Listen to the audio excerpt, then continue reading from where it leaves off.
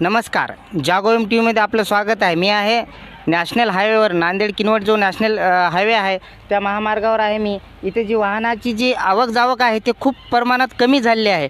याचं मुख्य कारण आहे पेट्रोल आणि डिझेल. पेट्रोल डिझेलची ही दरवाढ होणार आहे अशी अफवा आहे, पण सरकारने घोषित केलं आहे कुठेही दरवाढ होणार नाही, पेट्रोल डिझेलची कुठेही टंचाई होणार नाही असे सरकारने स्पष्ट केलं आहे.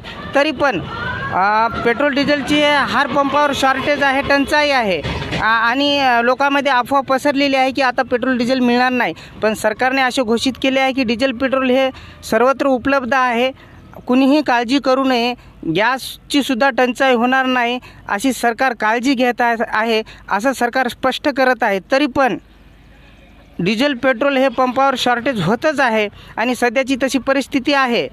सरकारने असे ठामपणे सांगितले आहे की कुठेही शॉर्टेज होणार नाही, कुणीही काळजी करू नये, अफवावर विश्वास ठेवू नये.